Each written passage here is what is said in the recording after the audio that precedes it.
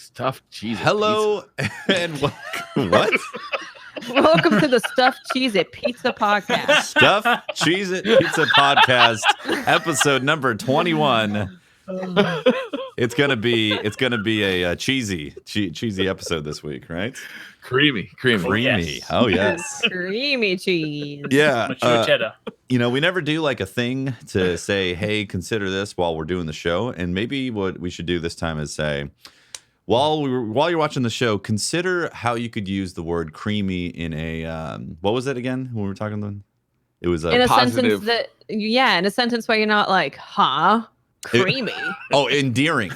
It was endearing. Endearing, that's Can right. you use the Endearing. word creamy in an endearing sense? You know, in a loving, endearing type of sense, not a creepy. Something like, you know, I love that Tefty dude. He's so creamy.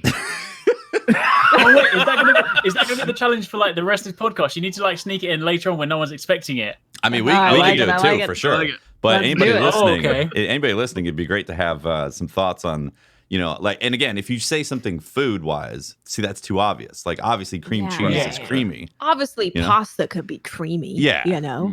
Yeah, exactly. So, Of course, cream can be creamy. yeah, give that a thought while you're listening to things that are unrelated to creaminess, you know, while we talk about video games and stuff. You know? Yeah, something to take with you Exactly. for the rest of your day. Yeah, exactly. Yeah. So last week we actually didn't do the show because we were pretty deep into the Destiny world. You know? We were We exhausted. only played Destiny. Just only Yeah, Destiny. except for Eric's. Eric's, you were in Except for me. right? Well, I mean, I went to do it, right? I was really excited to sort of get back into Shadowkeep. I booted up the game. My first hour was full of badgers or beavers or one of those animals.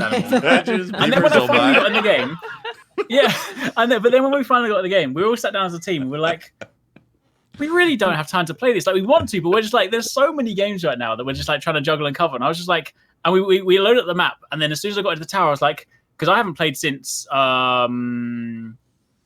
update before Drifter, whatever that was, right? So I uploaded I loaded the map, and I'm Season like, of the Forge. what's new? What's old new? Yeah. I was like, I don't even know what anything is anymore. I was like, you know what? I'm out.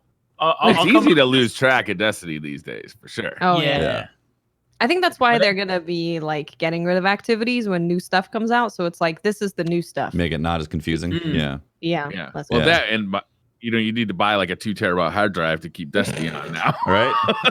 Yep. Yeah. You know, it's something that we could do in the future for this podcast specifically is have a new light perspective happen every now and then, or maybe once bring somebody in that could actually give like a completely new perspective, you know, as a new game. That'd be fun. Yeah. I would love that. Yeah. That'd be great. Because it's definitely been confusing for a lot of people to get in that in Oh, an yeah. initial start, or a returning player like yourself, Eric's, like you said. Yeah. Yeah. Well, this show Yeah. is This not is the about show Destiny. not about Destiny. Yeah. Whoa. Jinx, 10, you owe me a Coke. we Deal. what do we got? We got PlayStations. We've got PlayStation. PlayStations, politics, and lots of holes. Well, Yeah. mostly just one. Yeah. Yeah. Should we kick it off with the hole? Yeah, let's do That that. sounds like a great name for the Is it? podcast. Yeah. A Politics with creamy holes. Is it creamy? You know, that's a tough one to Oh, good decide Lord. whether or not that one's creamy because it's full of a lot of Fortnite stuff, right? So hopefully not, Yeah. because there's probably just children in there. Yeah. Okay, But maybe they help are. me out here. I don't know what the hell you guys are talking about. I've seen headlines that say Black Hole Fortnite, and I That's didn't read literally anymore. it. Okay. That's it. So instead of Epic saying we're going to have some downtime, we're changing Fortnite drastically for what they're calling Chapter 2. So apparently we've been in Chapter that's 1. interesting. Yeah. Chapter 1 has been happening, apparently. And now it looks like Chapter 2 is going to be like out of early access for stuff. It seems like you can't buy Save the World anymore because it's going to be free to play and all that stuff. And like they're Save the World's gonna be okay. free. That's good. I believe this is I believe still on the rumor level of stuff because they've essentially done a brilliant marketing campaign for server downtime. Like Basically, yeah. like when you connect these dots, you kind of go, "Damn, that's brilliant. That's really brilliant." So what exactly is happening? Okay, so the end of the last season, which I believe was 10, I think, season 10. Somebody can Yes. correct me in chat Yep. if I'm wrong. they had like the countdown essentially of when the season was ending, and they had these rockets pop up in the middle of the battlefield of what was happening. Like there was multiple, and like some giant thing came out of the sky, and I believe it hit the center of the map and punctured it and created a black hole, and then everything started flying into it, and then Fortnite was gone, and they said thanks for playing. Yeah, and there's been people streaming for 24 hours, probably some even over 24 hours, just looking at the black hole, trying to figure out what is going on. Oh, lovely. Oh, yeah. I'm in the Fortnite directory now, and I see a bunch of people just Black holes. staring. Black They're either holes. playing old clips or they're staring at a black hole. Yeah. Yep. So this is over 24 hours now, right? That this has been going Yeah, on? I think when it first happened, people were like, "Oh, yeah, oh, ha ha ha!" Like an hour. Oh, ARG, cool. Haha, silly Fortnite. I have my whole weekend to play. Come on now, come back. Come back now. Come on, anytime now. And the trailer for Chapter 2 was apparently leaked. Yes. Oh. So that kind of gave people a little bit of a hint as to what's going to be going on in the new Fortnite world. Yeah. There's trash cans you can hide in. Oh, trash bins. Whoa, Metal Gear Solid. Become the trash? This is amazing. Revolutionary. But I think the thing that people did point out is normally when they talk about Fortnite and they're talking specifically about BR, it says Battle Royale on it. Right. Whereas this time it just Okay. said Fortnite, which I think is why people are saying that Save the World's gonna be incorporated. Well, you also I you hope can't so. you I can't buy like it anymore to save either. the world. Same, Briar. Let's save the world.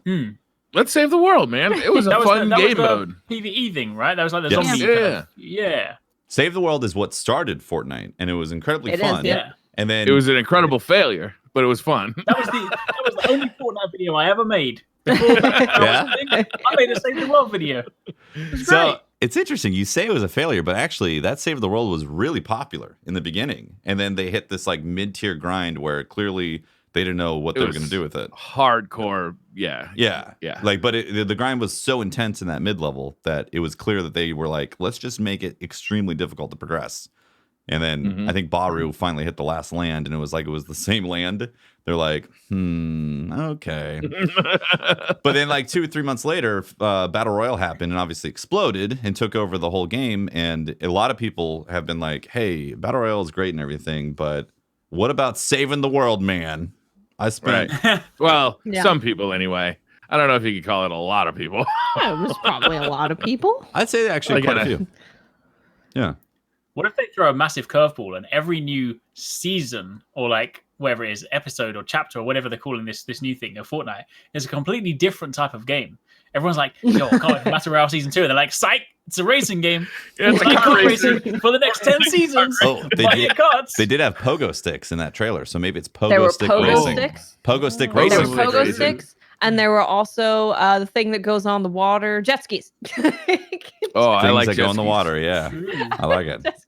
You can control the Or maybe pogo that's stick just- with your phone. You actually have to jump up and down and use the most Yes. control on your phone. This is how they're gonna get kids to work out. Yeah, Beautiful. but also it's in True, sponsorship true. with Apple and Samsung because if they break their phone, they have to go buy a new one.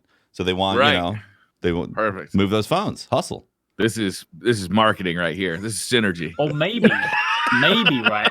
They're gonna secretly, right? They're gonna turn it into just like a Minecraft, right? Where you just build the worlds. But really, what they're not telling you is the reason they're doing that is because they're just employing you as free level designers. So then for season Oh. 3, they'll be like, "Well, these guys made some great maps. Welcome back." Yeah, But, uh-oh.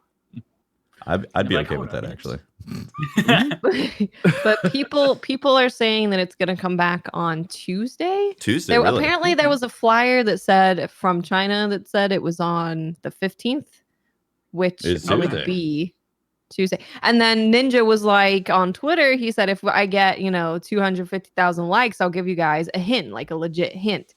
And he said tacos. Taco Oh, Tuesday. Taco Tuesday. Taco Tuesday. Wait, Taco Wednesday? Taco Thursday. Thursday? Taco That's not what it Tuesday. is. Taco Way. Is it Taco We all Monday? learned this in grade school. Well, I gotta say, this is a really brilliant marketing campaign because It again, is. I don't care Mm. about Fortnite right, at all. and we're talking about And it. I was like, what's going on? Yeah, it brought What in they a whole doing bunch of over people there? to see what type of mystery they're doing. And again, they could have just been like, we're going offline for this much time because we're gonna, there's a big season coming. We're gonna reshape things. But instead, they're like, let's make people think we deleted the game. Like, that is pretty good. because there's a certain number of kids right now that actually believe that Fortnite might actually be gone. Yeah. Yeah. If you are one of Everybody's those trying to Fortnite reinstall the game. children, you can go ahead and check out Destiny 2. It's free. Yeah, it's free to play. Yeah. So One of my kids actually is big into New Light right now. yeah. He's really enjoying it. So he's going That's to buy good. the full version of the game. It worked as intended. So you weren't Wow. able Nice. to get him into it, but New Light was.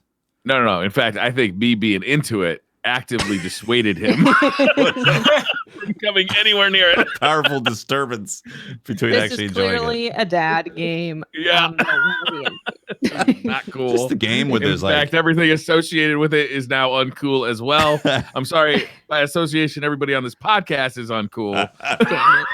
He's like, I was so Everybody- close to being cool. In chat, sorry, you're also uncool.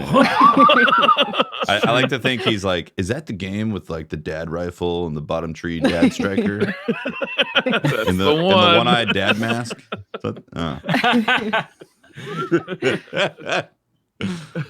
Oh my gosh. So, Fortnite, congratulations. You made Yeah. everyone talk about you, people who even really don't care. Yeah. Mm. Yeah. Genius. Do you guys want to talk about the PS5? Because we got specs on Yes. this thing, and I got to tell you, Ooh, I am let's- super excited about Let's this. do it. Yes, let's do it. Yeah. All right, so we got like official PS5 kind of specs or details, kind of new stuff about what the PS5 is going to be. These come directly from Sony, Mark Cerny. He did, they spoke directly to the audience, and they also did a article in Wired about it. So we know a lot about this thing. It's going to have an 8-core AMD chipset that is based on the 3rd generation Ryzen. So this is actually like the brand new version of what everybody's excited about in the PC realm. Sony's getting that in there, in the PS5, Yeah. which is really exciting. That's great. 8 cores too. It's also going to have a Radeon Navi GPU with hardware ray tracing. So Mm. this is cool, not just for PS5 gamers. This is cool for everybody Yep. because this, once PS5 and Xbox get ray tracing, this is going to expand support for ray tracing across the board, Yeah. right? Because now if you build it for one platform, it's going to work everywhere, and that's really neat. Yeah. Like that's one of the biggest things about development in games is that a lot of the times games are developed with the specs of console, and then when they can fit other things in for PC, they will. But it's usually not cost effective because the markets tends to be smaller on the PC side. That is kind of changing nowadays, but still, Yeah. that's still a concern for them. So the fact that these consoles are going to embrace a lot of that like cutting edge PC technology is just great across the board. That means games are going to look better. They're going to play better. They're going to have more AI/game learning type of things built into them at the core level. It's going to be great. What I think is actually could be more revolutionary for video games as a whole is that it's going to have an SSD storage system. In fact, they're claiming that the SSD system that's in the PS5 is 19 times faster than a traditional SSD, which I assume means that they're talking about transfer speeds like with NVMe, M.2, like something along those lines, because 19 times faster than a traditional SSD is that's fast. Because I believe architecture wise, now I'm not an expert in this area, but I've read some of the stuff. I believe with the M.2 type of things is the PCI bus is connected to the actual memory, right? So the CPU, I think. Well, the CPU and the memory. So like there's a connection Okay. right there. So like the actual channels for them to get in and out of the memory lanes for the CPU to actually process the data is like cleared away, and a super highway is put in between them essentially. Right, okay. So they don't have to go to like they don't have to go to the hard drive essentially in the previous ways that it gets really slow. It's like literally a pipe that's back and forth to the memory lanes. So what's interesting about this is, of course, your games will load faster, which is awesome, right? It's like you won't just be sitting there waiting for games to load. But I think what's really cool about it is something that's been mentioned by Microsoft and Sony is that if you know for a fact what the speed of the storage is, then you can rely on that. So you can Yep. have, world streaming, or, like one of the examples used was in Spider-Man. You never have a loading screen in Spider-Man because they could stream the world so fast off of the SSD into memory that you'd never have to have a loading screen again. Mhm. If the game knows for a fact that there's high speed storage, then and they can rely on that, they can design the game world and levels around that, which is cool. Yeah. It enhances the experience. Yeah, for sure. There's also going to be, they're claiming, or they're shooting for backwards compatibility with PS4 games and the PSVR hardware. They still say they're working on it. It's not a final yet, but I mean, that's huge. Mm-hmm. Yeah, for sure. It'd be great if they do something like what Microsoft's been doing, where if you put a Xbox 360 game on a Xbox One, it actually upgrades it. In certain circumstances, Right? Oh, really? The upres and all that. Yeah, Hmm. which would be really nice because the PS5 is going to support 8K TVs. Oh, nice. 8K. Great. Yeah. Oh, maybe I'll finally get a 4K TV. Can we get 17K but at 20 FPS? I'll take it. I'll be honest. On computer monitors, I'm kind of cool with 4K as far as like a computer monitor that I'm doing like content creation on, because it's it's nice to have that super good resolution. For gaming, I don't get any enjoyment out of 4K. In fact, like I think that 1440 is kind of the sweet spot. A lot of people say and that. even 1080p with a high resolution, I think is better than 4K. With video content, I mean, it's nowhere near what it was, the jump from standard definition to 1080p Right. was. Mhm. Yeah. Like it's not even close to that kind of a jump to 4K. So going 4K to 8K, I'm going to guess that. You can get closer to the screen and not see pixels. I guess like what is this really going to be usable for? And like, is anybody going to want it? It's going to be like 3D TVs where it's just like, It's like, hey, every It's TV like comes with it, it's- but nobody actually uses it. Yeah, it's just like age for people to adapt. I mean, even now, I mean, there are a lot more people using 4K, but even now, there's like still, if you kind of, I mean, I'd love to see the stats for like how many people have actually adopted 4K yet. I mean, I still sit here with 1080 monitors. Like I'm just like, I feel like a lot of people, it'll take them. I mean, it's cool that they're future proofing it, but I feel like it's going to be a good like 2-3 years before people start adopting 8K, right? Yeah. I mean, even like for video content, how are you going to get 8K video content? I mean, I ain't working in 4K as it is, let alone 8K. I'm like, no, thank you. Yeah, Like, anytime someone exactly. sends me a 4K file, I'm like, Yowzers. no, thank you. Get out of here. Exactly. The actual bandwidth that's still required for 4K content, like true 4K content that's not heavily compressed, is like it's just the networks aren't there yet to support that as like a standard. Right. Yeah. And a lot of people's internet can't deal with 4K streaming stuff either. Yeah. It's just they just can't. Yeah, actually, there's two sides of it. now that I think Netflix about it. recommends like 25 megabits down, right, to get 4K. Yeah, and it's not like they have a heavily compressed codec as well. So again, to get that true 4K, And 25 is actually quite a lot for a lot of people. A lot of people are looking at 5 at the most. yeah, if you have multiple Netflix accounts going in the house, and let's say they're doing 4K, then that starts adding up really quick. But on top of that, though, it's not just the bandwidth involved, but it's also the processing to decode the 4K to not have it skip or drop frames and all that, or be jittery. Right. So a lot of systems, if they're not built directly for that, can have issues as well. So there's a lot of catch up still that's happening, and now they're talking about 8K, and it's like, it's you jumping the gun. I remember for those.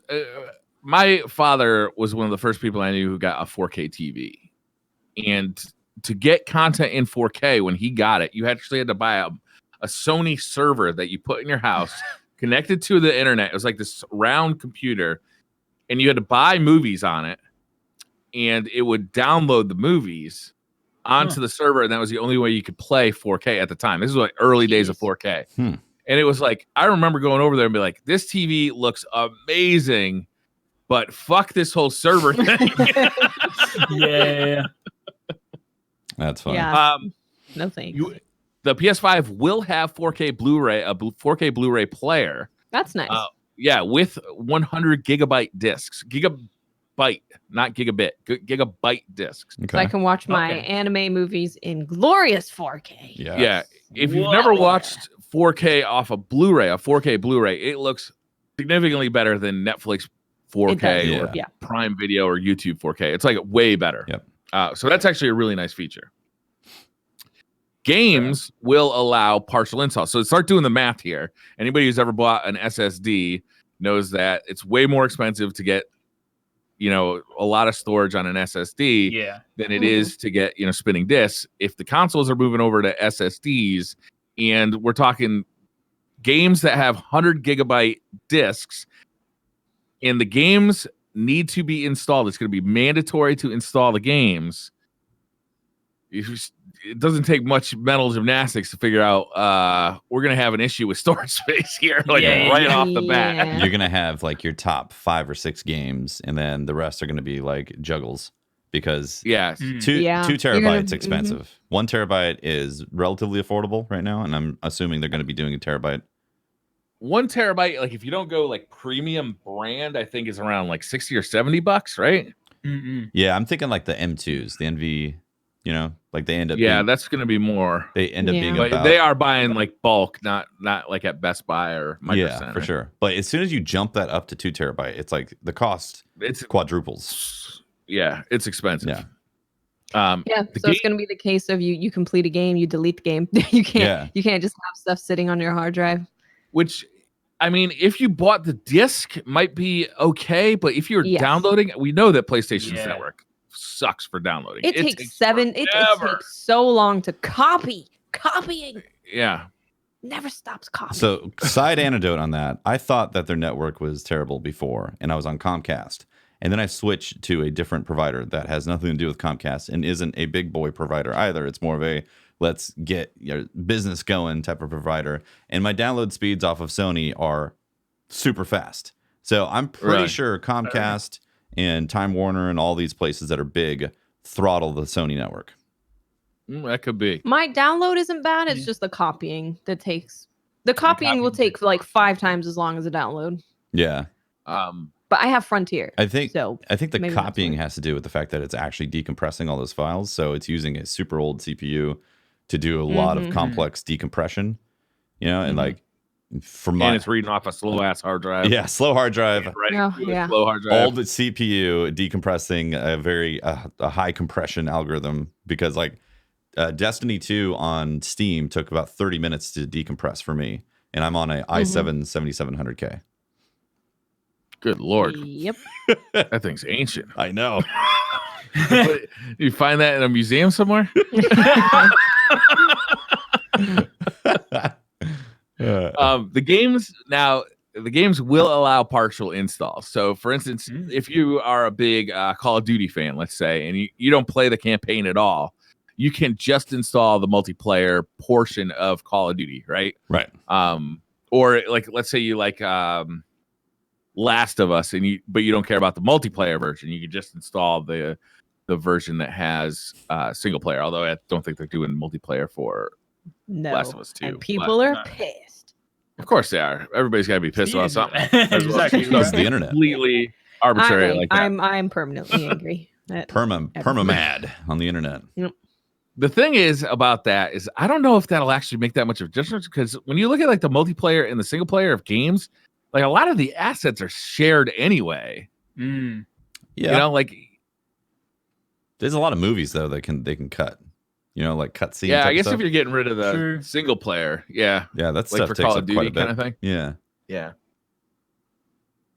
But that's pretty interesting, I think. There's going to be a new UI. I'm going to actually read Mark Cerny's quote on this one. Even though it will be fairly fast to boot games, we don't want the player to have to boot the game to see what's up.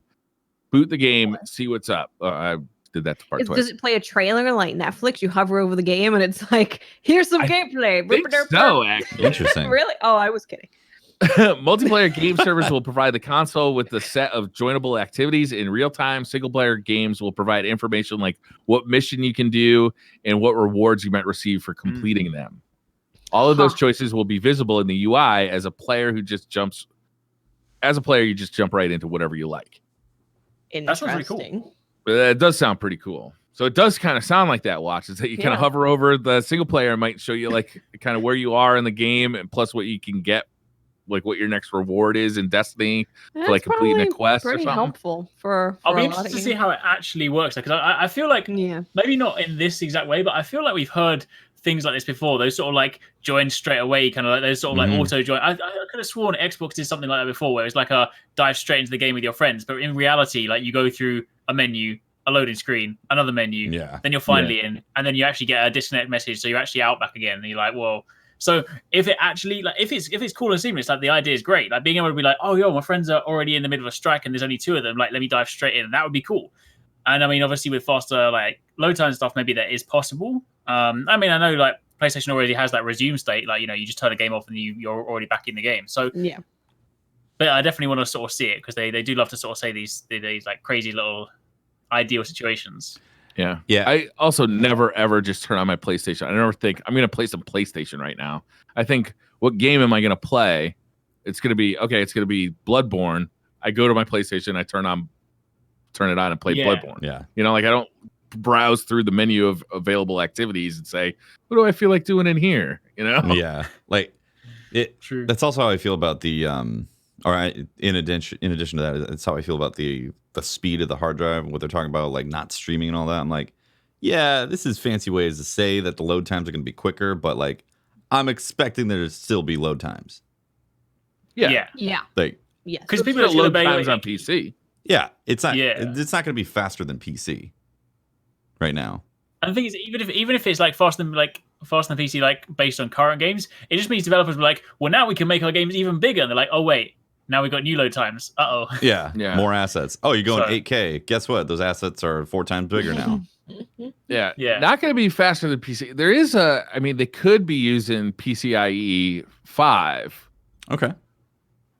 Theoretically, because 3rd gen Ryzen does support it on the PC side too.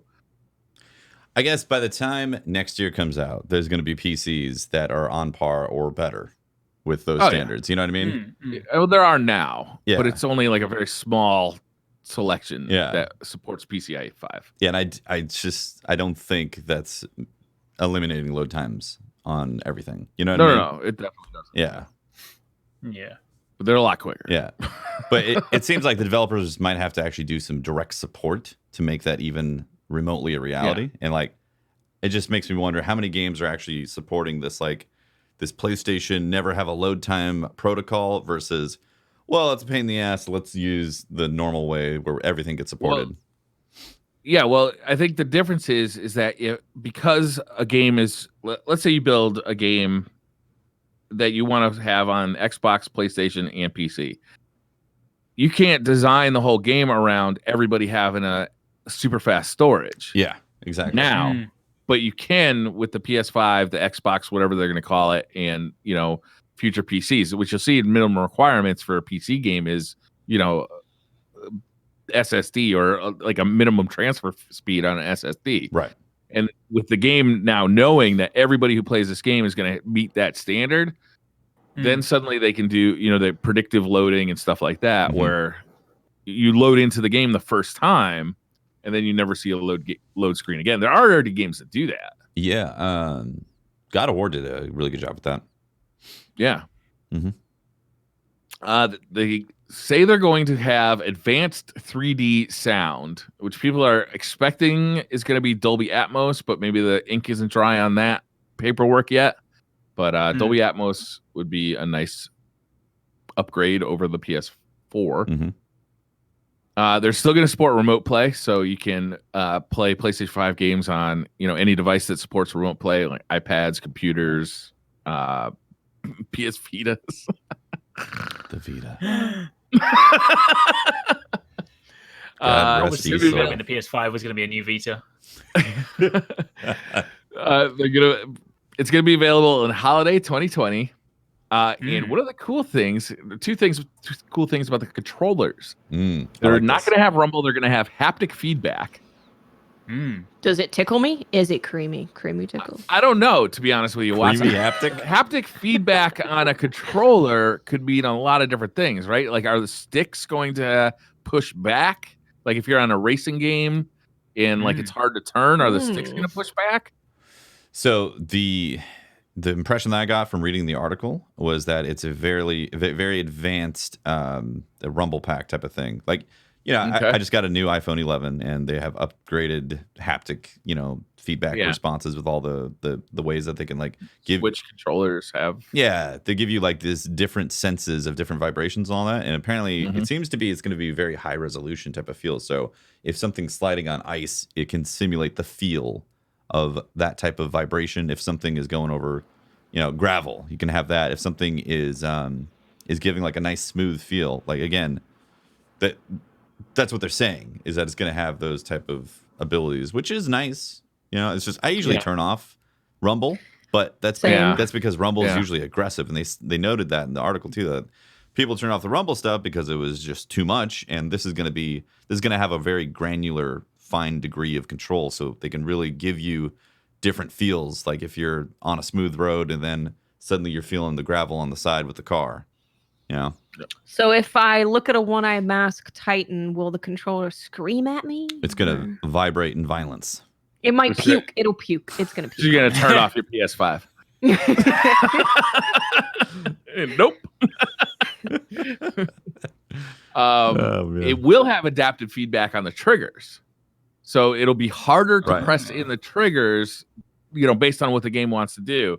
Like one of the examples was like your left and right trigger. Your left trigger is your brake and your right trigger is your gas. It might be harder to push in the brake than it is the gas in racing games.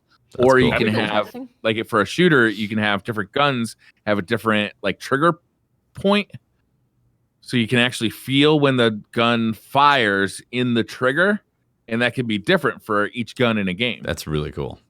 That would be if they use that would be really cool. If you could actually feel the difference in a gun in your controller, that would be pretty sweet. Yeah, that would be awesome. Yeah.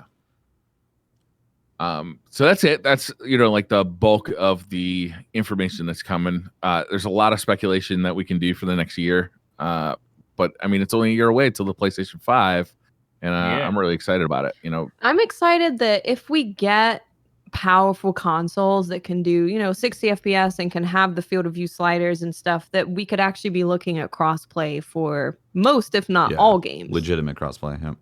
True. Yeah, that'd be really nice. I would love that so much. Yep.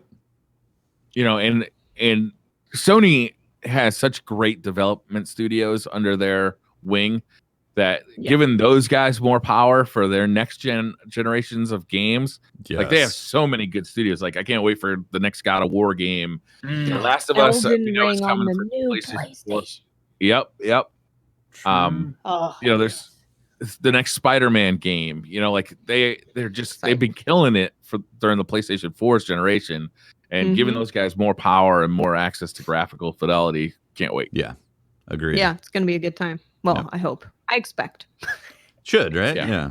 Good times expecting. Yeah, and again with the crossplay stuff, you know, Destiny has historically been 30 FPS for its entire lifetime on console. Will they finally break that? So we can finally. Well, that's up to the developers, right? I mean, you can choose to use all that power for high fidelity 30 FPS, or you can lower the fidelity and target 60. But well, in Destiny's case, it came down to physics. Like how many calculations were going on the battlefield. In order to make that consistent, they had to reduce it to 30. Yeah. It wasn't because they've said in interviews that they've got plenty of GPU power left under the hood, but the CPU just isn't cutting it for calculations. So having a modern CPU at the helm for these games is going to make a huge difference. And if we still don't have 60 FPS, then we're going to be like, what? I think we just throw away our consoles. Well, no, I need them for PlayStation exclusive games. Yeah. Bloodborne 2. We're fine. Elden Ring. Okay. Bloodborne 2 would be amazing, or some sort of Bloodborne. It's never happening. I know it's not happening, but Are you kidding me? There's too much money on the table for that not to ever happen. I don't think that's ever been the thing for FromSoft. You know? Yeah. They seem to just be like, we like making these games that we like making. Here's a game. Do you like it? Cool. You don't? I don't care. Yeah. It's too difficult. I don't care. Even if you're not a PlayStation gamer, having like the base level of video games raise up, it's like you're gonna see marvelous things 100%. in PC as well, because all that work that they do to make all the 4K graphics for the PlayStation and the next version of the Xbox, that's just going to improve your experience on a PC as well. And all the work they do to optimize games for SSDs, of course, you're going to see that transfer over to PCs as well. So it's like just the minimum requirements of everything is going to go up. If you have an old shitty PC, though, look out. Like mine. They're coming for you. Like my 7700K. Like Tefty's a relic over there. I mean, a 1080 Ti. Holy crap! Does that thing even make? Whoa. Does it even play Pong? Right. You got to use it as a coaster for your mug now, right? Oh man. Well, I think I do hope though. Like, I don't think they're going to do it too much, but I've never been a fan of the PlayStation controller, right? I've always liked. The best controller is the Nintendo Switch Pro controller, shortly followed by the Xbox controller, right? I really hope, and I know they're not going to do it, but I really hope they actually change the form factor on the controller this time around. I mean, I feel like they're probably still going to try and keep the familiar DualShock, but like, I don't know. I mean, clearly people do like it, but I don't know why people like the same position lower analog sticks. They're just uncomfortable. Like, I don't have a problem with that so much. It's just the shape of like the shape is weird. Yeah. That like the impact controller that we get from Scuf is just, it's so much more comfortable that like it doesn't, the sticks don't bother me at all. Fair. Yeah. But you're right. The Switch controller is dope. Like, it is so my good, favorite right? controller. I was using it today, and I had kind of forgotten because I've been using the Switch in portable mode almost exclusively. Yeah. But I started playing a game called Sayonara Wild Hearts, and I'm like, this visually and auditorily, Audible. Save audibly, 5%. And we're not sponsored by Audible. the visuals and the sound of this game are such that I immediately said, "Oh no, I can't play this in portable mode." So I plugged it into the TV, and I fired up the surround sound system, and I got into this game in a big way. Tell me about the game. What is it? What does it do? Oh no. All right, so the whole reason, the whole time I'm playing this game only lasts about, I want to say, an hour and a half to 2 hours, like start to finish. It costs about $13. You can buy it for PS4, Switch, or Apple Arcade. I believe it's a free game on Apple Arcade. Okay. Service. You got to pay for the Apple Arcade service, but it's it's one of those games that's included in there. The whole time I'm playing it, I'm thinking, how am I going to explain this game? I don't have words. I don't have words that explain this. Like, it's kind of like almost Guitar Hero-ish, where like the world is streaming at you. If you've ever played Thumper, a lot of it's going to look a little bit like that. It's res-like in a way that your actions sync up to music in a lot of ways. I'm going to read their description of the game. Yes. But it's not going to help that much. Okay. Sounds like you need to be high while playing this game. Wouldn't hurt. A pop album video game. Sayonara Wild Hearts is a dreamy arcade game about riding motorcycles, skateboarding, dance battling, shooting lasers, wielding swords, and breaking hearts at 200 miles per hour. That sounds amazing. Does that help? It's amazing. The trailer. It looks really cool. It's got a very cool visual style. Looking at the trailer. Oh yeah, it's totally got that like synthwave kind of look to it with the purple and the neon and like the like the neon purple and the neon blue on black backgrounds. Stylistically, it looks awesome. It sounds great. Like the music just matches what you're doing in the game so well. You really want to crank it up. It's not super. It starts off really easy. As you progress, again, it's like 2-hour experience. As you progress, it gets a little bit harder, but it always gives you an option where if you fail at like the same thing like 5 times in a row, it just says, "Hey, you want to skip this part because we're supposed to be having fun here." And you can. You just skip by it. And you're like, fuck that part, and we're gonna keep going because it gets a little. Some of the parts could be a little difficult. Like there's one part where you're fighting 2 different people, and you switch between their like different worlds. So you're on the same track, but like with every beat in the music, you switch between like a track that has blocks like in one spot and a track that has blocks in different spots. So you kind of got to remember both tracks, like the opposite track, because you got to position your character on this kind of like ramp. It's crazy. It looks fun. It looks cool as hell. It's it's $13 for a couple hours of a really cool experience. Definitely, I would say definitely do it on PlayStation 4 or Switch on a TV. I don't think it's a great mobile experience because it just is taking too much away to play it on a little tiny screen. Yeah. But if you do play it on a small screen, definitely plug in some earphones because I like the Nintendo Switch, but it's got failings. And one of the failings is the speakers on that thing are god awful. Like they're just the worst. Like a cell phone has like twice as good speakers as a Nintendo Switch does. And I started hearing the music coming out of the Nintendo Switch, and I'm looking at the screen. I'm like, no, this ain't doing this justice. I can tell already. So I just plugged it into the TV and started going. And I just sat there transfixed for 2 hours. I beat the game start to finish today. Wow. Nice. Kind of want to check it out. Outstanding. Just have some downtime where you're just like alone and just kind of zone out to a really cool experience. Yeah, it's super chill. Like you're not gonna get frustrated playing this game. It's not that type of thing. It's really just they call it a pop album video game, and I think that really it does it justice. Cool. You know, that sounds really cool. Yeah, cool. Might save that for one of my evenings. Nice. Creamy evenings. It's a creamy game. Let's do a very good job of that. We got to get back on the cream train. Get back on the cream train, man. The cream train. Oh, dear. That's great. What do you guys want to talk about next? We still want to talk about Blizzard. We still want to talk about Disney. We should talk about Blizzard. Do you want? Yeah, let's end on a happy note with Disney. Okay. I like it, Watts. Good idea. So I'm sure lots of people know what happened. Basically, if you don't know, there was a Hearthstone tournament where a player was playing Hearthstone. He won the tournament. And when you win, you get to do this kind of post-game interview. And in the interview, he had a gas mask on and he said, "Free Hong Kong," all kind of just protesting in favor of Hong Kong. Because right now there's lots of protests going on for people wanting democracy, basically. And this resulted in Blizzard banning him for a year from competing, taking away all of his prize money, firing the casters who were there during him saying this. And people were outraged because all of this came from someone just using their platform and using their free speech. Yeah. So people were very upset about this because they saw it as Blizzard kind of bending to China's will and not wanting to upset China because of what was said.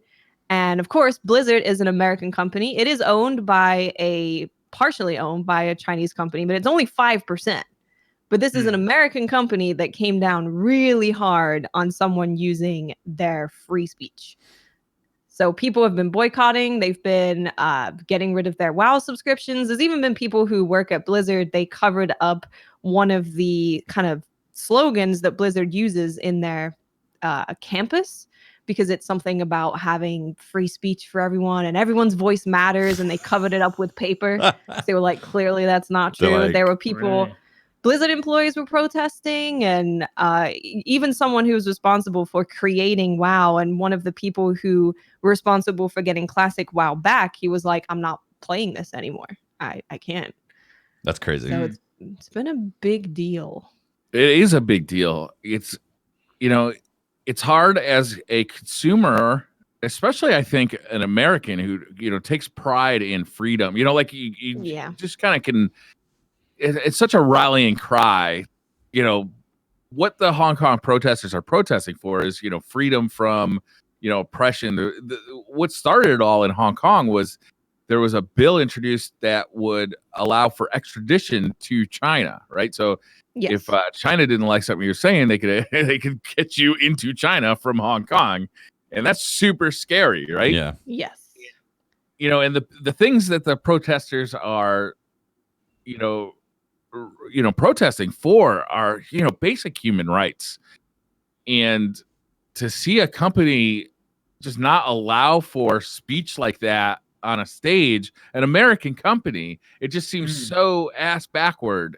But once you start thinking about it, I feel like, oh, this starts making more sense what they did. Exactly. Yeah, like if they're going down a financial track, then you clearly see why they're doing this, because they don't want to lose the Chinese market, which is vastly bigger than the American market, and they already have part of their, what is it, like 5% or 10%, Tencent owns of Blizzard. Right. So it turns out to do business in China, which Blizzard obviously wants to do, there is a requirement that you have to have partial Chinese ownership of your company. And that's what Blizzard has done, is they've allowed Tencent to buy a little less than 5% of Blizzard. And, with that came a large investment of money, and that allowed them to do business in China, which, includes Overwatch tournaments, selling video games in China, also Hearthstone, obviously. StarCraft has been a huge, all of that. Huge market in there. Yep. Like StarCraft. Yeah, like they have a lot of huge sport type of stuff going on there, and you clearly see why they don't want any repercussions with China, because they're making so much money or have so much potential growth from China. So they see somebody protesting with their platform, and they're like, shut it down, everybody, anybody's related to this, kick out the casters, suspend the player, all that stuff. It's really crazy to see how scared they are of the repercussions from China. One of the stats I heard was that when Overwatch is broadcasting to the Western world, there's around 2 million people watching. When they're broadcasting in China, there's 47 million. Wow. Oh, it's nuts. I mean, even if you just look at live streamers in China, they are daily live streaming to tens of millions of people. Mm-hmm. Wow. Like, people are moving to China to be streamers because it's absolutely insane. There are 500 million gamers in China. Yes. That was 2017, as of 2017. Yeah, as of 2017. That's a massive market. Yeah, absolutely massive. So, yeah. So look. I was just. Yeah, go for it. I was just gonna say about when this all happened, the kind of statement that they put out on the American Blizzard account. They were very neutral and were kind of just like, yeah, we want to keep it about the game and we don't want politics involved. And then on the Chinese one, there's been a few translations, so this might not be 100% correct, but it was within the same kind of vein.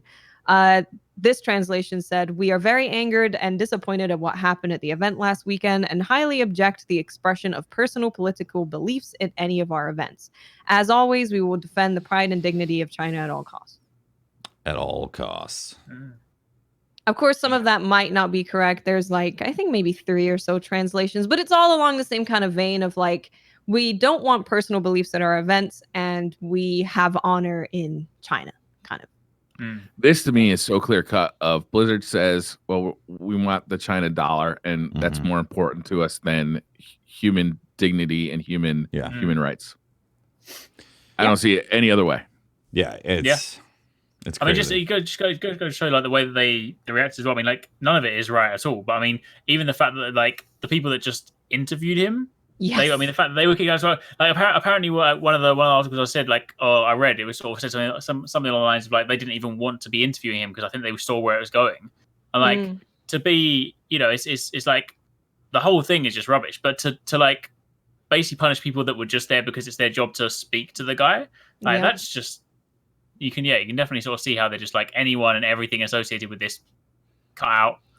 Well, it seems like a knee-jerk reaction of fear from what the relationship with China is going to be. They're terrified of marring that relationship even remotely, so they want to rip all that stuff out of it for any sentiment that says any kind of anti-China sentiment because of the Hong Kong situation. That's scary. Honestly, it is very scary. It is super scary, especially when you think about Riot Games, 100% owned by China.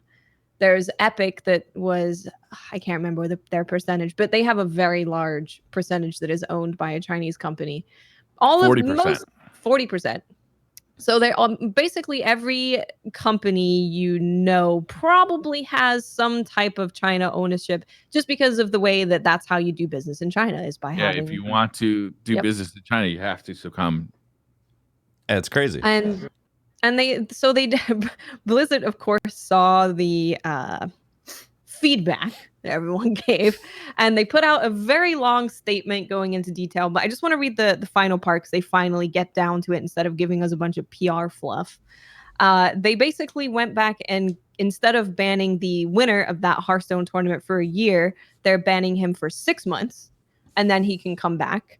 And they said that the reason they did that is because there has to be a consequence for taking the conversation away from the purpose of the event and disrupting or derailing the broadcast. And they did the same thing with the casters. They are also suspended for 6 months. And what they said as the reason for dealing with the casters, they said that remember their purpose is to keep the event focused on the tournament. That didn't happen here. What do you want them to do? It's be like, shut up. This is very much throwing them underneath the bus. It completely is. Did they return his winnings? Yes, they did. They did, yes. Yeah, they Right. did. So they said that the reason that all of this happened is nothing to do with China, nothing to do with upsetting like the Chinese government. They said they have they have rules to ensure our official broadcasts remain focused on the game and are not a platform for divisive social or political views. One of our goals at Blizzard is to make sure that every player everywhere in the world, regardless of political views, religious beliefs, race, gender, or any other consideration, always feels safe and welcome both competing in and playing our games. So unless you're in China. Yeah. They said that unless you're wearing a Winnie the Pooh costume. They don't want to offend any Chinese people. So that's those specific Chinese people, the ones in charge. You don't want to offend the shareholders. That's crazy. I mean, because like it's just a couple steps away from, a government saying, you're clearly a problem and we're going to kill you. And then the company being like, well, yeah, I guess you should have been doing that stuff. What can we do? Yep. This is happening in the NBA right now, too. One of the owners of the NBA, made some anti-Chinese remarks. And, the NBA is trying to make big inroads into China as well. They actually are playing preseason games in China against Chinese teams. And it created such a huge uproar. The NBA is facing serious kickback from. Yeah. So basically what happened there is there was a tweet, something about, I think it was literally just said free Hong Kong or like something like that. And it was I think it was the Rocket owner of the Rockets who did that. And the Rockets is the largest NBA team in China because of course there was that very famous Chinese player that came from China to play for the Rockets. So Rockets are huge and they're like, no more Rockets. Rockets are over. There are no more Rocket. There are 31 teams, now 32. Rockets, get out of here. Wow. Yeah. That's wild. So this isn't just a gaming thing. This is, really business wide. Apple's in a lot of trouble right now for doing similar things where they actually deleted a couple of apps that Hong Kong protesters were using to stay away from police and to organize. Mm-hmm. It's big. It's what you would expect a corporation to do is to, corporations don't care about people, right? We know that. That's not what corporations are designed to do. Corporations are designed to make money. They're designed to make more money this year. Capitalist corporations are designed to make more money this year than they did last year. That's their primary directive. And they're going to have to do what they have to do that to make stockholders happy.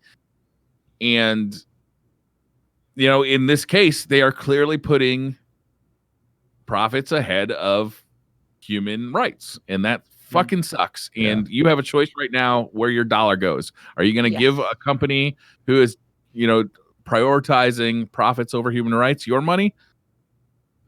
I'm going to make a decision not to, personally. And I'm really happy that as a Destiny content creator, that Bungie got the fuck out of there Seriously. a month ago. That timing, though, right? Oh, my God. Yeah. Because I don't know what I would do. Like, honestly, as a content creator, like, I feel bad for anybody who covers WoW or Hearthstone or, like, because right now I'd be really struggling, like, because, that's a livelihood. That's your personal livelihood is you make money covering these games and playing these games. So are you willing to give up your livelihood because Blizzard is acting scummy? Thing is, it's a difficult thing as well because it's like, I mean, it's one of those things where like from a content point of view, because like Blizzard obviously being the overarching thing, obviously you don't want to support them in any way, shape, or form. But it's difficult because obviously all the people that genuinely work hard to create fantastic games, that are just like the employees there, they ultimately end up suffering, right? Because like obviously from what you're saying, it's fair to say like you want to vote with your wallet and be like, I'm not going to support Blizzard anymore. That's completely cool. But then the difficult factor is obviously by then not supporting them. If every person suddenly does it, then the people that genuinely work hard at the company that have no say in this, and they're just trying to make really good games, they also suffer, right? Because suddenly they're like, well, everyone's leaving our games because literally some guy in a shareholders room wearing a suit was like, I don't want to anger China. So I always find it's a really difficult position when you're to raise, to exactly your question point there. It's like, you obviously want to vote in the right way, but you also forget that goes multiple layers deep, and it's hard, right? And then, Blizzard is one of those companies that, people came to. They wanted to be employed by a company that, made great products and had a positive outlook on the world and did good things. And imagine you are a Blizzard employee right now and you have to deal with this internally. Like that's got to be mind crushing. Yeah. Because, if you don't support what they've done personally, but you still got to show up to work every day so you can feed your family. I mean, I know I'd be looking for another place to work right now. Right.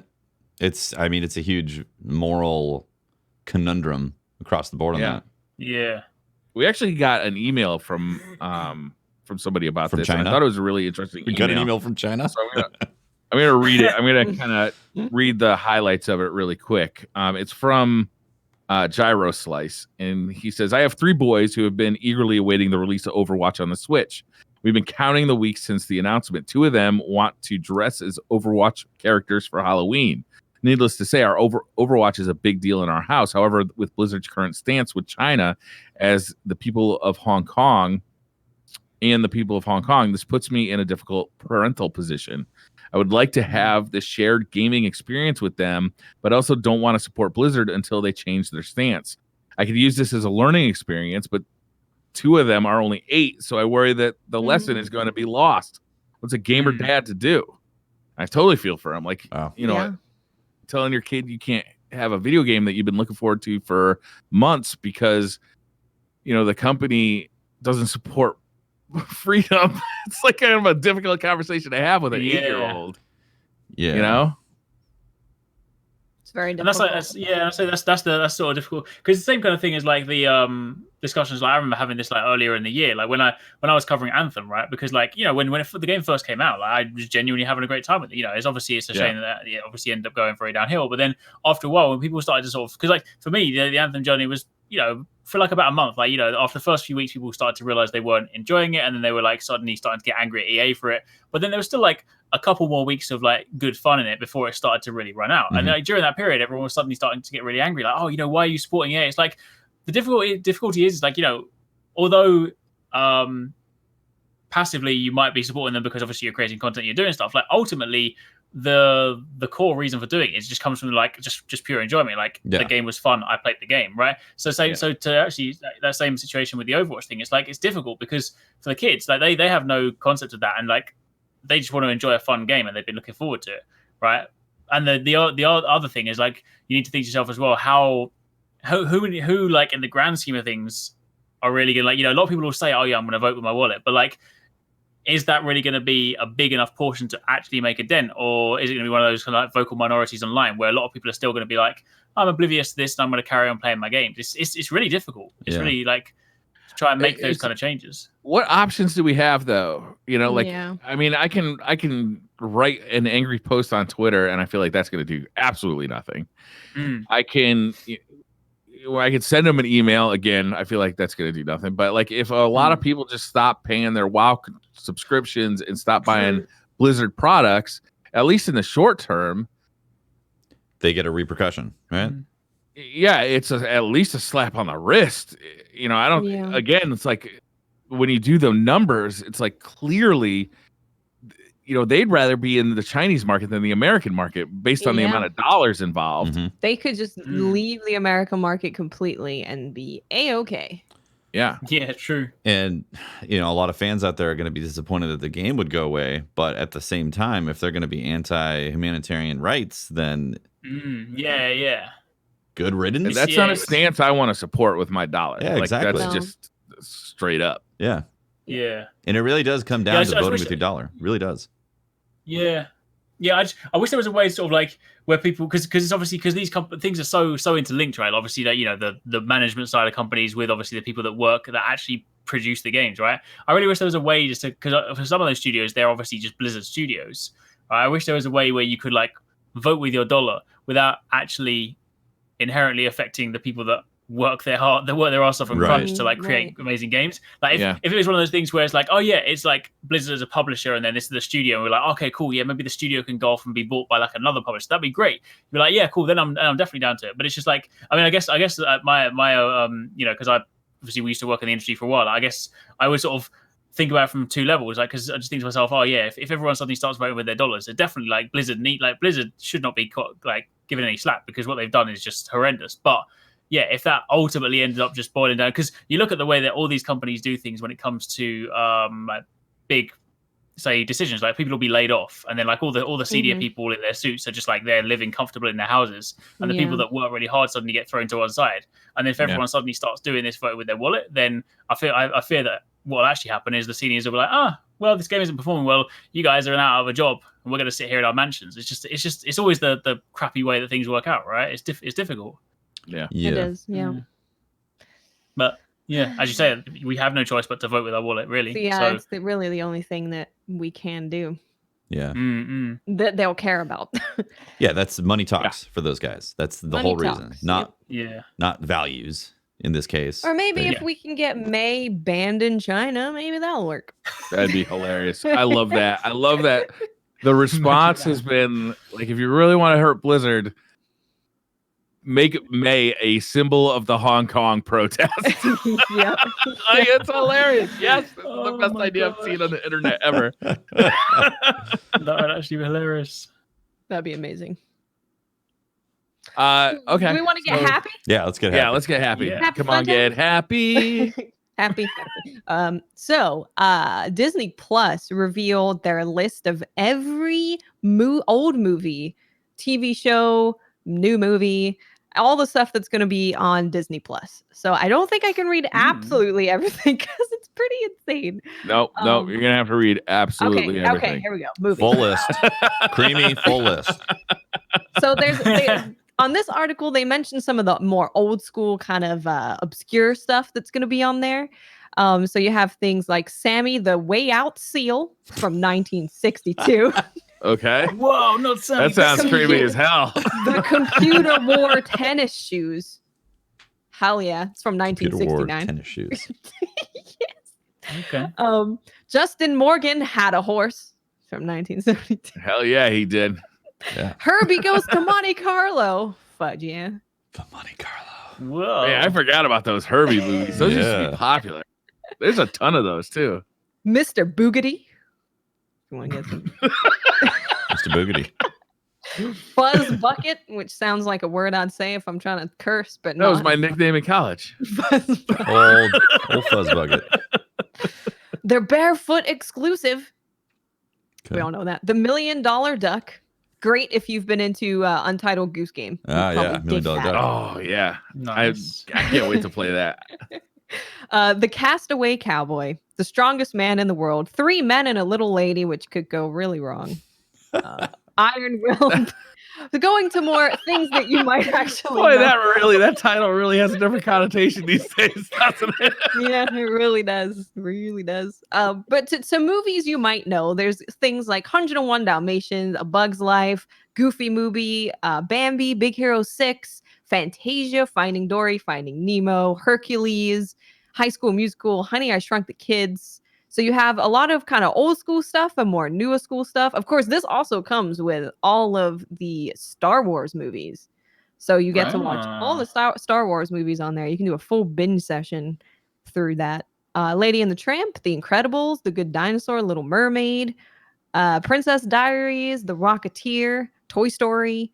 So all the kind of Disney movies that you would expect. We're going to skip over the one called Finding China. And we're going to go to television series. So you might think Disney, like, oh, I'm going to get like what? DuckTales or something. Yeah, or, no, there's some cool new stuff coming. there's some really cool stuff, and there's even stuff like Amazing Planet, and there's like Dog Whisper with Caesar Milan. I didn't think I'd get that on Disney Plus. Wow. Nope. Boy Meets World, Dr. K's Exotic Animals, Drain the Ocean, DuckTales, Earth Live, Goof Troop, Kim Possible. Then you've got Marvel's Guardians of the Galaxy animated series, Marvel's Ultimate Spider-Man, Mickey and the Roadster Racers, Mickey Mouse Clubhouse. You got Raven on there. Raven's Home is on there. And then there's also That's So Raven, another Raven. And there's also The Simpsons. Because why not? Because Disney owned Fox. Yeah. Disney owns everything.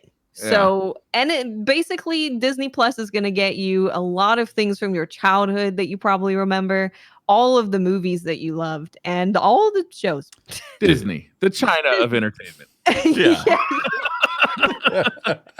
What I'm looking forward to on the Disney Plus channel when it comes out is they're going to have the Mandalorian TV series. Yeah. Which is like it's a Star Wars TV series, and like from early previews looks really, really cool. And they're going to have all the Avengers movies on there, right? Like the whole Marvel universe is going to be on there.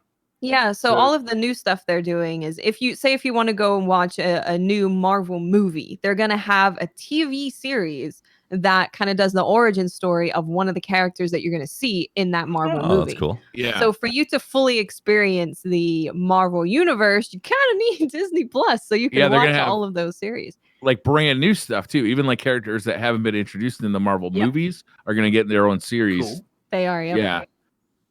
Cool. Like if you're a Marvel fan or if you're a Star Wars fan, it's kind of a must buy. It is, yeah.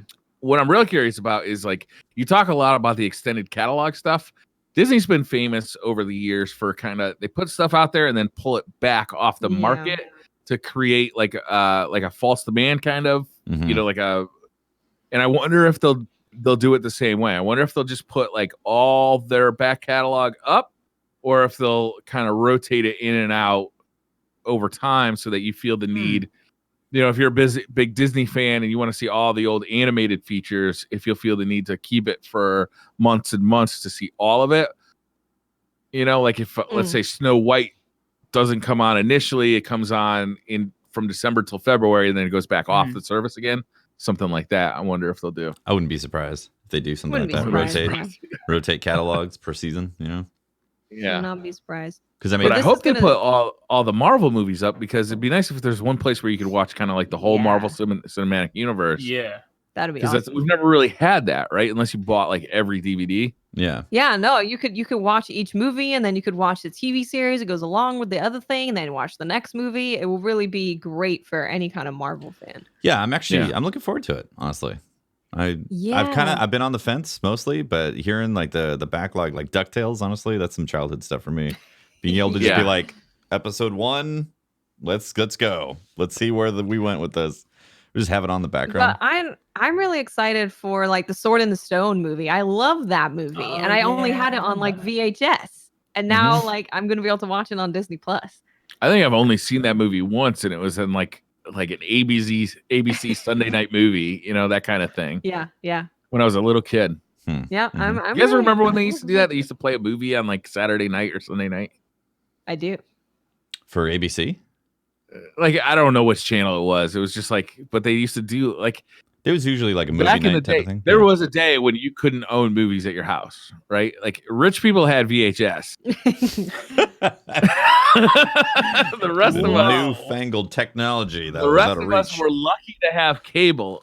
If A, it came to your house, and B, you could afford it. Yeah. But on regular broadcast TV, they would show some movies on like during the evening. Yeah. And that was kind of like your only chance to watch those movies. Yeah, I vaguely recall that. Yeah. Yep. And if you really want to sink your teeth into all the information, Disney put out a 3-hour, 17-minute YouTube video showing a trailer for every single thing that's coming. Is it to the US is it hosted? Is it hosted by Mickey Mouse and Donald Duck? It's no, unfortunately not. It's just one trailer after the other. Immediately get your YouTube channel banned. You repost that. You're like, boom, you're off of YouTube just like that. They should like, if you watch the whole 3 hours, they should give you like a discount code on your first month of membership Yeah. just because you're Right. that dedicated. That'd be great. A 3-hour trailer? What the hell? That's not even a trailer. That's a feature film. Yeah, I love watching trailers too. I'll sit there on the Apple TV. They have like their own trailer app where you just watch trailers. Oh. I'll sit there for hours watching that. I have a tough time with Netflix because they have the trailer automatically pops up with stuff. I'll find myself watching yeah. trailers of all their new shows for like 20 minutes before I watch something. Yeah, Because I'm like, yeah, totally. well, that was a fascinating journey through the show that I'm not going to watch. Next. They have there's a name for that. It's like the too much choice. Like it locks you up. You can't make a decision because there's too many choices. Paralysis. Yeah. It's a big Yeah, problem yeah. at Paralysis from modern analysis. grocery stores. Yeah, paralysis from analysis. There's a big problem at grocery stores. It's like you're confronted by 30 different types of green beans, so you can't Yeah. pick a green bean. Well, that's why Trader Joe's works. You go there, there's like 1 or 2 options, and they Right. curate it, and that's why you go in there. Yeah. You're like, oh, these are the beans I'm gonna buy because it's Right. only those beans. And if you are a fan of Chippendales, like I am, just want to let you know that Rescue Oh, I got Rangers all their 1 and calendars. 2 will be available on Disney Plus. It's all there. It is all there. We're Amazing. not talking about the strippers. Oh, Although you know what? They might be on Disney Plus. Disney. I They'll wouldn't be be on Disney surprised. Plus Plus. I gotta It's tell you, when I Disney first After tuned in Dark. on Chippendales Rescue Rangers, I was sorely disappointed. Oh, we were gonna get some pretty spicy content. Oh my. Before the show, me and Watts were talking a little bit about how Capcom used to make all the video games for those old Disney TV shows, like DuckTales and Chippendales, and even some Mickey Mouse Castle of Illusion The stuff. Castle of Illusion. Oh, that game was Good. great. I know. Yeah. It was and just to go back to your save, you had to like put in the right cards, like the king card and the heart Queen of Hearts card. Oh yeah. That's how you loaded your game. That's great. You I don't write even down, remember write down that the part. But combination. I had a notepad with all of the combinations of how to get back to my save. That's right. Before games had battery backups, they just had passwords. They did, yeah. Has any Yep. modern game done that today? Like, I feel like that'd be a really I Gotta be want some of that 8-bit retro stuff. Right? Somebody's got to be doing where it. instead Yeah. of saving a save file, they want you to like put in a code to like restore. write it down. I wanna Super do that. inconvenient. Bring it back. Yeah, I remember game manuals used to have like pages on the back that you could write the codes, Oh yeah. the passwords Oh, in. that was amazing. Yeah. I miss having manuals. I used to love like I remember it used to be the thing where if like because now post just arrive super late, but when post used to arrive early, like the game would get delivered before I go to school, so I just take the manual and put it in my pocket, so at least I could read it during school Yeah. and just like feel Yeah. like I'm closer to the game. And it's Yeah. just like, but now you open them and at best you get like a one piece of code that's like, here's your digital download code. I'm like, oh Right. Yeah. Here's a link to the game's manual online. yeah. I Yeah. can't spell it if it's online. I Do you need to get remember- a snippet. In the 90s, PC games were coming with all sorts of shit in the box, like cloth Yeah. maps with like the game world. They come with like they'd come with novels in them. Like I remember the TIE Fighter game came with like a small book like about the character and his origin. Mm-hmm. Like incredible stuff was going on in there. Now they still make all that stuff. They just charge you an extra $100 for it and call it a special edition. Yeah. But like in the 90s, that stuff came in the box. I remember having the Super Mario World manual. I think it was Super Mario Mhm. World. Might have been Super Mario Bros. 3. Well, I had both, but like I can't remember which one specifically. It was just a nice thick booklet of all the abilities. It was World. It was definitely World because it showed like, you know, the leaf ability and like the different types of Yeah. Mario, and like it gave you like these frame by frames of how you actually use all the abilities in the booklet itself, and it was just really nice. And I remember like They'd have Yeah. caricatures of the enemies Yeah. and like a backstory or like an explanation of what the character is. Like, I what don't the remember if enemy it had is. like a lore backstory type of thing, but it definitely was like this enemy will do this type of stuff, and like Yeah. I believe, anyways, if I recall correctly. And like I remember finding it 10 years later and looking through the book and being like, this is such a nice book of information. Just it's Yeah. nostalgic Yeah. and nice to look at. One of the things I've liked about the Switch is going back to the store to buy retail copies of games. And there's kind of this market now of even digital downloads. Games that go directly digital are now getting kind of re-releases in physical copies. Mhm. Yeah. Like I've been Hollow trying to buy some Knight. of them. Yeah, Hollow Knight, stuff like that has been big in that. Yeah. And with the Switch in particular, because it's a cartridge-based system, you know, it kind of, I don't know, it lends itself well to that, because I can foresee a future where, you know, the Switch, much like the Wii shop, you lose access to that store, and there's not enough storage on the Switch to store all the games. So I've kind of thought like having those cartridges would be nice, because some of those games are fantastic and they're going to be good for years and years to come.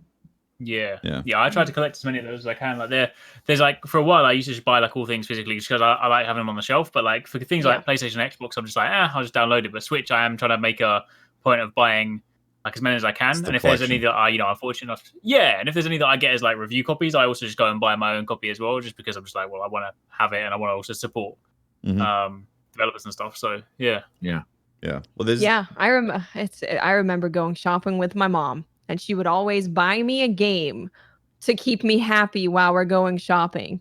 And so I would just be reading the booklet the whole time that we're walking around stuff, because I'm like, I get to learn about the characters. I get to learn in Resident Evil that Jill Valentine's blood type is whatever. Right. That was great. I love that feeling of opening it up, and there's this booklet in there, brand new, got that new booklet smell.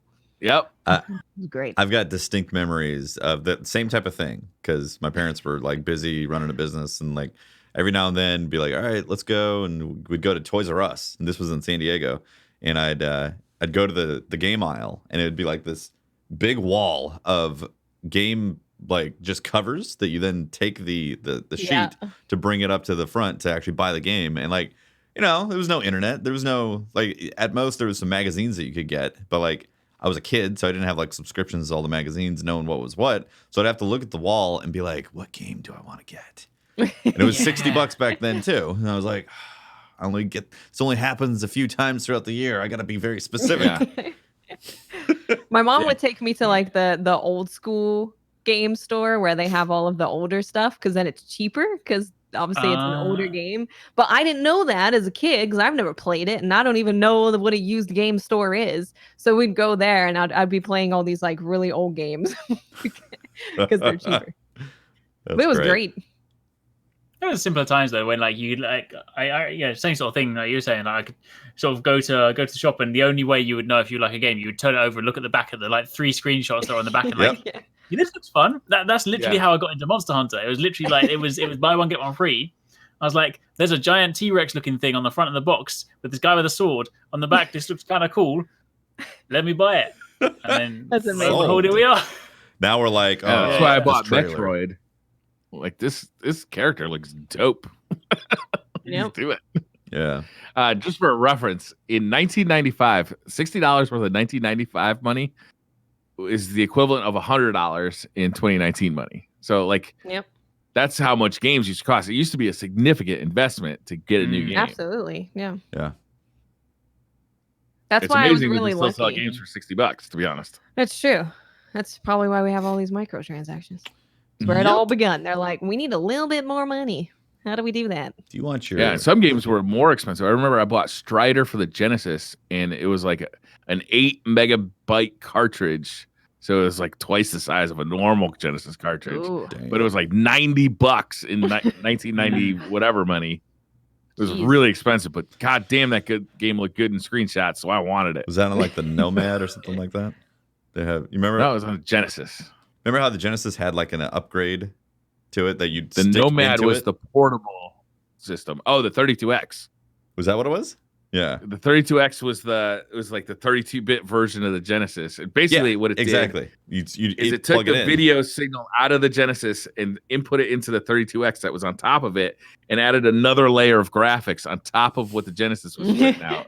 It was super cheesy, and probably ultimately started the downfall of Sega. Yeah. Sega 32X, Sega CD, both of which were very expensive and got canceled very quickly because the Saturn came out, and then the Saturn didn't do very well at all because they had really focused on 2D graphics while PlayStation was out there with Ridge Racer and these beautiful 3D games. Yeah. You know what I miss? Multiple CDs. That's what I miss. That Where still you're playing through happens. It does. It very rarely, but it's just you feel so accomplished when you get to the point where they're like, insert disc 2. And I'm like, yes, I did it. I want to the next disc. And then like 10 minutes later, it's like insert disc 1. You're like, what the fuck? Right. Yeah. That Final Fantasy 7 multi-disc Yeah. on PlayStation. Yeah. Last of Us 2 is going to be on multiple discs if you don't download it. Yep. Nice. I want that OG Yeah, experience. Final Fantasy 7 was the one and only game I actually tried to copy with my CD burner that at the time was like, oh my God, I got a CD burner. I can make CDs. This is crazy, you know? And it didn't work. Yeah. Was it one of the stereo deck ones?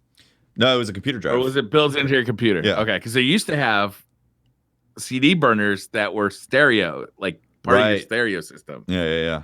No, this which was crazy. This was a like back then it was ROMs and then there was writing drives.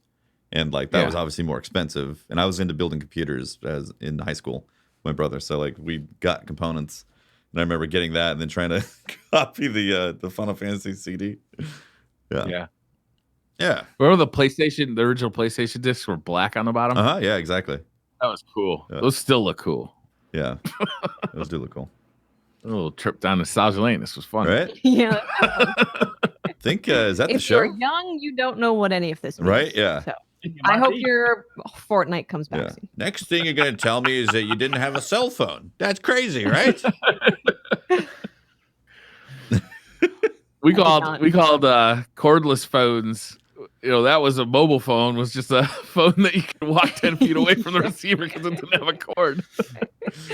Oh man, that's the show, right? Yeah, I that was a think good so. show. That was fun. It was. SideQuest complete. SideQuest episode 21. Thank you very much for watching, guys. We'll be back next week, hopefully with some interesting tidbits in the gaming universe. I'm sure there will be some stuff. Next week we can talk about Nintendo's fitness device. Oh yeah. Oh, I'm right. excited to talk about that. Yeah. Are you gonna go see that? I have seen it already. You have seen it already, but you can't talk about it yet. Yeah. Not quite yet, but by next week I will do. I'm Creamy excited to discussions hear about abound. Creamy Yeah. discussions. There you that. go. Creamy workouts. Oh my goodness. All right. Well, thank you very much for watching, guys. That's SideQuest. If you want to find more of me, you can talk to me at Teft on Twitter and catch my streams twitch.tv/TeftyTeft. Hello. I am Watts, Miss 5000 Watts. You can find me on Twitch, and YouTube and Twitter. Twitch. Just look for Miss 5000 Watts. What's Uh, five? Wait. Go ahead. It's just gonna be stand I'm up. not gonna go. I'm just gonna make it as awkward as possible. Okay, all right. You can find me over on Twitter at Arix, and you can find me over on YouTube at Arix G. Where we'll be covering. I don't know what it is this week. More Borderlands, more Monster Hunter, some of everything. Rajang. We didn't talk about Rajang. Oh yeah, next week definitely. Next week, we're Rajang, gonna have to. spicy boy. I'm Briar Rabbit. You can find me on ChristianMingles.com. I'll see you guys next week. You don't have to be lonely at Farmers Only. Farmers only. All right. Thanks for watching, guys. See you next week. Bye. Bye. Bye.